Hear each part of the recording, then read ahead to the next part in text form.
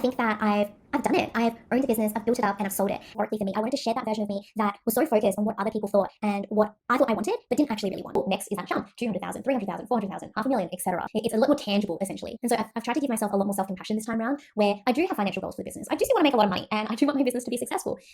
So why did I actually sell the business? Quite frankly, I had outgrown the business. It had been over a decade of me working in the tutoring industry, from when I started tutoring back when I was 19, back in 2009, and then diving into full-time tutoring when I was 24, so back in 2015, all the way through to 2023 when I was ready to sell the business. The version of me back when I was 19 versus the version of me that was 32 when I sold the business were two very different people. And I think a big part of that was when I was in my 20s, my values were aligned with what I had grown up with and what I had been taught in my Asian household. I was always given love when I got good grades or when I got into pharmacy school. I've always wanted that love through external validation. So success to me was how I was able to achieve that love. So when it came to my business, the more money I made, the more successful I felt. The more tutors I had on my team, the more successful I felt. When I had the TED Talk as an opportunity, that also made me feel really successful. But when you're on this external validation treadmill, you're always seeking more and more and more from the external. And the problem with that is that you can't control it. You can't, in many ways, control so many outcomes that can influence whether or not you are successful. The only thing you can control is yourself and your own happiness. By the time I was 27, 28, where I had kind of climbed to my top, I had been offered that TED Talk, I had won awards for my business. I was asking myself, okay, what next? I was seeking, I was trying to find how could I get onto that next thing that would help me feel good about myself? Let's say, let me get onto Forbes. I realized that after going through this vicious cycle many times where I was constantly seeking external validation, it was exhausting. I was so tired of it. And so my late 20s was all about shifting away from that hustle, from that reliance on external success to what does success look like to me now? As I went through that journey, I discovered that Lisa Study Guides, my tutoring business, was no longer fulfilling for me anymore. I had already accomplished so much in that business, and that business I had built in alignment with what I thought other people would see as successful. So having lots of tutors, for example, or having lots of ebooks, for example, but it wasn't necessarily what made me feel successful. And so I was essentially ready to close down that chapter, not only literally, but also metaphorically for me. I wanted to shed that version of me that was so focused on what other people thought and what I thought I wanted, but didn't actually really want. So let's talk about expectations versus reality once I actually sold the business. When I sold my business, my expectation would be that I would shed that old self. And initially, I was super happy. I was happy that I no longer had to do the things that I always had to do in Lisa Study Guides. For example, filming the YouTube videos or checking the finances or doing the marketing. Those were things that I'd done over and over again. And it was to the point where it was just rinse and repeat, not necessarily like I was pushing myself or challenging myself and learning a new skill. And so I was thrilled because it meant that I could jump straight into Tutorboss, which is my current business now, where I coach tutors to start and scale their businesses. And that to me was really exciting because it was all new. Rather than just doing the rinse and repeat, everything over on this side on Tutorboss was interesting because I was still getting to know my customers, getting to understand my audience. I was getting to understand what kind of funnel I wanted to build for myself. And so the thing that I am proud of myself over this past year is that one expectation that I have actually been able to fulfill is that I wanted to build a business that I truly love. And I'd say this with a caveat though, regardless of what business you own, you're not going to love it every single day. There's going to be things you do in your business that feel exhausting to you, that just don't spark joy for you. But I think that's part and parcel with any business. You can't just expect it all to be rainbows and fairies all the time. Some of it is hard work, but nonetheless, I have found myself checking in with myself whenever I make big decisions in the business, asking myself a very simple question, and that is this what I really want? I think a lot of us just build businesses because we see what other people are doing, and so we think we need to do exactly the same, or people tell us how we should do things, and because we don't trust ourselves, we go and follow them even if it doesn't feel quite right for you. And so even though it is a simple question, I feel that it really helps me check in with myself and have a moment of awareness of, does this actually make sense? And I think the most recent example of this is leading into August this year, I'm going to do another launch of my program, Master Your Tutoring Game Plan. And in the lead up to that, I was contemplating whether or not I should hire an email marketer. And although in my head, I was like, yes, we need to do this. We want to optimize our emails. We want to make sure we can generate more money. And so I was pushing and pushing and pushing for it. But see, that's the thing. The word I was using is pushing. I was going up something that was resistance. And it was only when I started talking to a mentor of mine, she helped me pull out of the email marketing and look at the overall business to see where I should actually focus my time. And we actually realized that it shouldn't actually be email marketing. And in that moment, I remember feeling so much relief. I was like, whoo, damn, okay. I feel good about this decision. And so one, I don't have to spend time with an email marketer going back and forth and managing them, but also two, it costs money. It costs almost $10,000 for me to actually onboard an email marketer for the period of time that I need help with.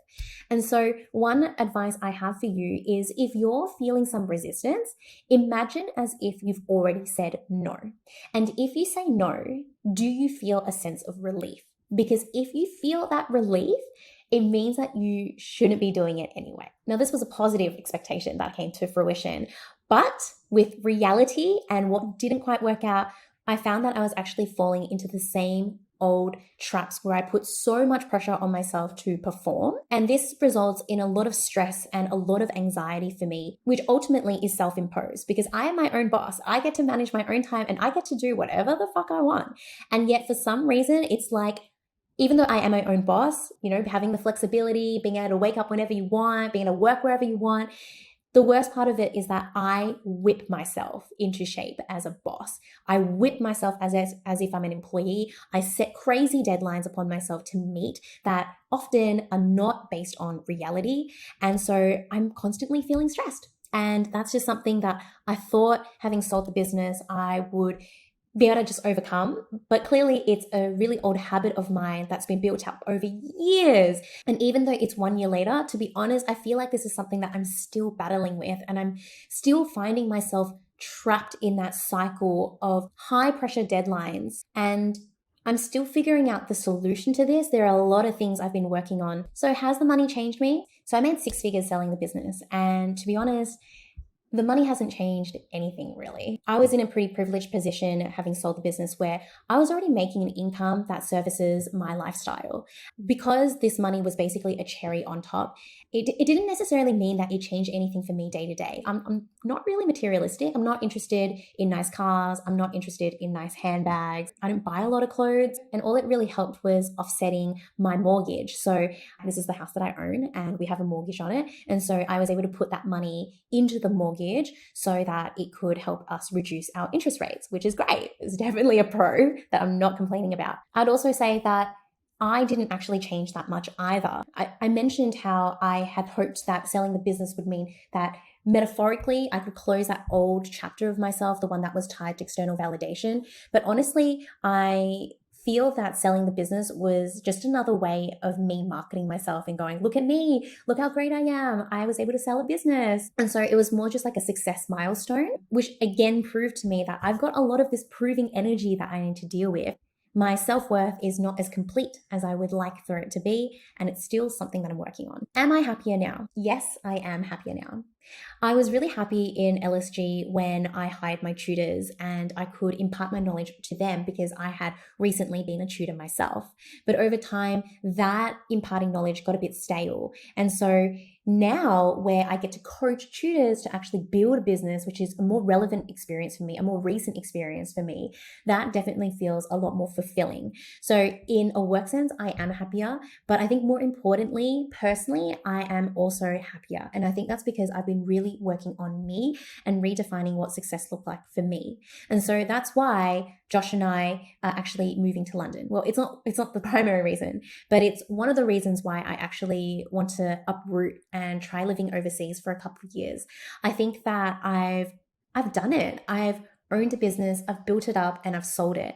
And so if I just rinse and repeat with Tutorboss, I feel like I could just sort of fall back into the same old traps again. Whereas if I move over to London, where the idea is that we're going to travel most weekends, we're going to be exploring life and exploring all there is to see, I feel like that's going to really help me rebalance and recalibrate how I approach business. And hopefully it'll help me recalibrate that pressure I put on myself to accomplish things within a crazy deadline. By the way, if you like this video and you like what I have to share about my insights going through business and what I'm learning, then I recommend you join my email list. So I send out an email every single week. It's often to do with business and personal, but blending the two of them so that we can have a more enriched life experience. Some of my recent emails have been me breaking the rules of business, not necessarily listen to what people say and just doing it your own way. Letting go of a client. Often a lot of us feel like we have to keep going with a client because they pay us, but I share why I actually let go of a client and how that actually benefited me in the long run, the book that changed my life in 2024, and so on. A lesson that I've also learned over this past year is that not everyone who is an entrepreneur wants to be a CEO. So this ties in with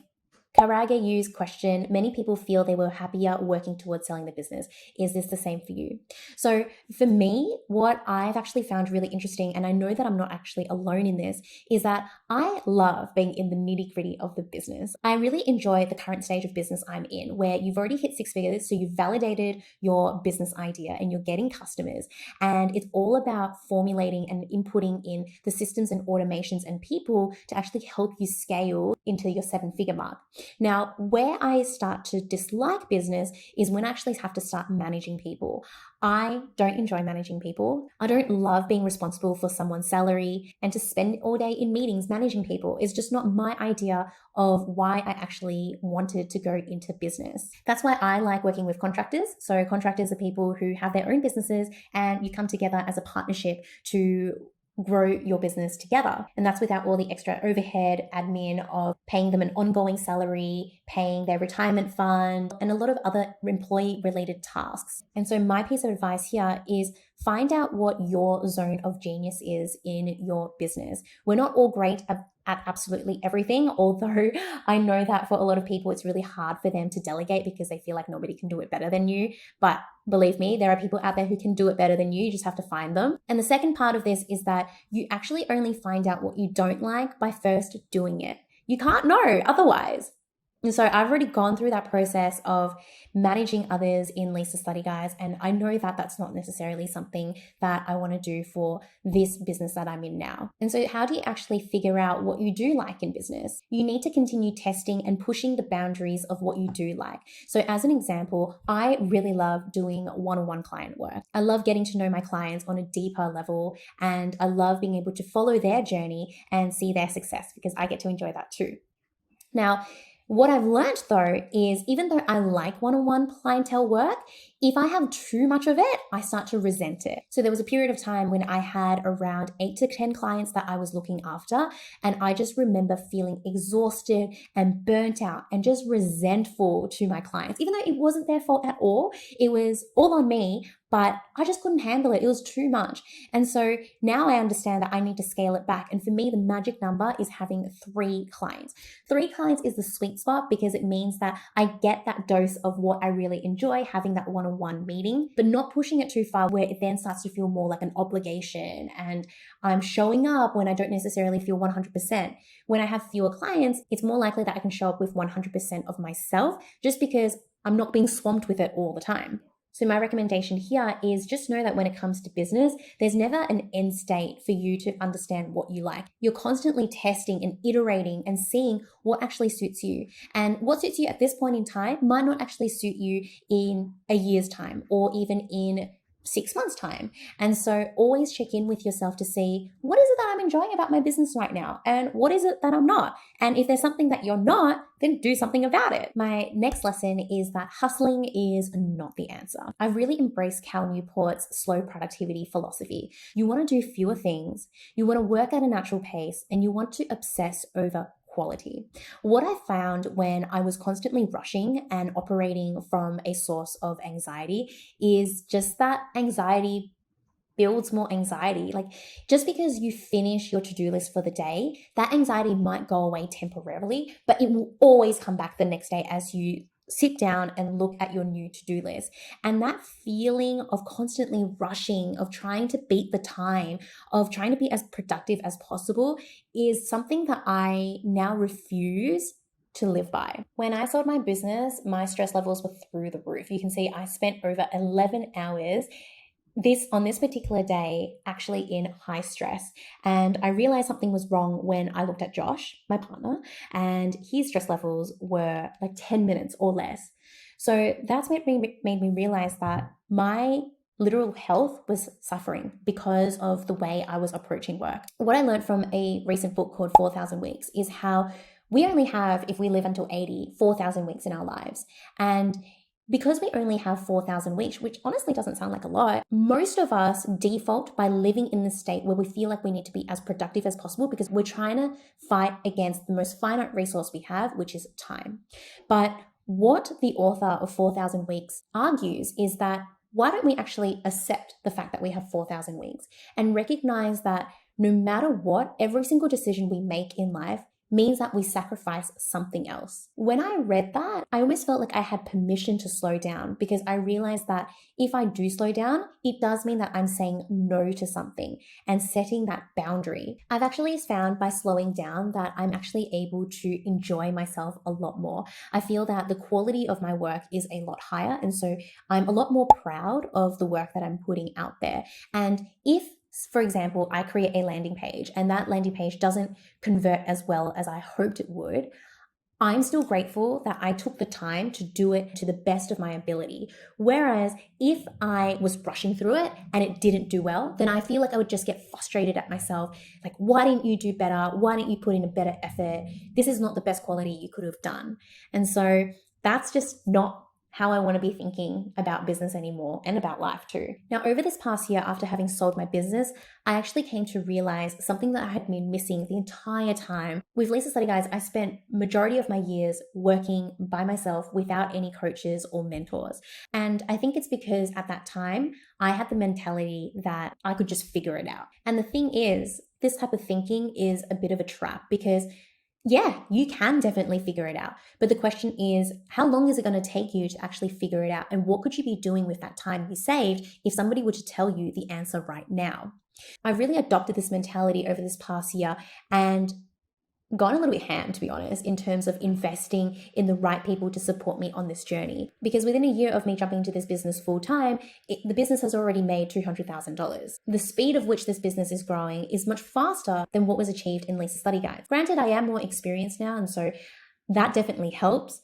But I really feel that having coaches, support, mentors, the right people around you to help guide you is just so crucial. You don't have to do this all on your own. The next lesson-ish is that I'm longer chasing the end goal anymore. So in Lisa Study Guides, it got to a point where I was literally just trying to grow the business for the sake of growing the business and making raw revenue. Because like I mentioned to you, I was tied to external success and I was tied to external validation. And one of the easiest ways to get external validation is through money and monetary figures, because it tells you, all right, you made 100,000 this year. Cool. Next is that jump, 200,000, 300,000, 400,000, $500,000, etc. It's a lot more tangible, essentially. And so I've tried to give myself a lot more self-compassion this time around, where I do have financial goals for the business. I do still want to make a lot of money and I do want my business to be successful, but I'm not so tied to it anymore. That attachment isn't so strong. And I have to be honest, it's definitely still there. It definitely means something to me even still, which means that I still have a lot more internal work that I need to do. But what change I have noticed and what I'm proud of is that I am not just making decisions on how to make money fast. An easy way that I could make money fast is by doing more group coaching with my clients. For example, Instagram is a platform that many coaches are on. And when I look at everyone else in the coaching business, I'm like, wow, everyone's Instagram. That means I should be on Instagram and I should go down that route. It seems like people make a lot of money that way. But the thing is, I don't love Instagram. I just don't. I'm happy to post here and there and I'm happy to jump on stories here and there, but jumping onto stories daily just feels like an obligation for me. It doesn't actually feel like something that is fruitful. And so I'm really proud that I made the decision of, you know what? Cool, it seems like a lot of people make money through Instagram, but for me, I'm not going to do it that way. I'm going to do it through YouTube because I find creating videos a lot more fun. And honestly, a part of me is kind of okay with where I've built this business to. It's making $200,000 a year. If I didn't want to scale it anymore, I could cut back on a lot of my expenses and honestly make at least $150,000 profit each year. And that is more than enough for me to survive, for me to not just survive, but actually live beautifully and really enjoy so many experiences. And that might be where I'm actually headed when I go to London. I might not actually want to scale my business anymore. And I'm not sure what that looks like, but if you follow me on this channel, then you'll find out. One of the questions I got from my followers is, do you have any regrets? What moved you not to get scared of where you'll start from after selling your business? I don't have any regrets. I'm really happy with having sold the business and moving into my new life as it is now. I think the outpour of love that I got on social media when I shared with everyone that I was leaving LSG was just so heartwarming. And also to see all the tutors who showed up to my going away party was also just so fulfilling. It made me feel really complete, actually. And so what that really tells me is that ultimately on this journey, it's not really about the money. It's about the connections that you make along the journey, at least for me. And I wasn't scared of where I'd start from after selling the business because I'd actually started building up Tutorboss about a year or 2 years before I actually switched over from LSG. So in that sense, Tutorboss was already making money. Jumping from LSG to Tutorboss actually wasn't that scary for me. And this is something that I say to a lot of my clients as well. Like if you're thinking of doing a career change or a business change, then it doesn't have to be cold turkey, especially if that doesn't make you comfortable. If you're somebody who's a little bit more risk adverse in that sense and you'd like there to be a bit of padding before you dive into it, then do that. That's the type of person I am. All right, so that is it for this video. If you've watched all the way until the end of this video, thank you so much. I feel like I say this all the time, but genuinely, I mean, thank you so much for joining me and watching all these minutes of me talking about selling my business. I really hope that it's insightful and fruitful for you. And if it has been fruitful, then I'd love to know what you took away from this video. So please write down in the comments what has been your big takeaway. And if you're a little bit too lazy and you don't want to think about it, but you want to say thanks and show me that you've watched all the way until the end of this video, I'd love for you to comment the word success just so that I know you've watched all the way until the end of this video and that you found it helpful. Now, if you're a tutor who's not at the point of selling your business, but actually at the very beginning of your journey, my next video coming up will be the ultimate beginner's guide to be an online tutor. So make sure you subscribe to this channel and I'll see you soon. Bye.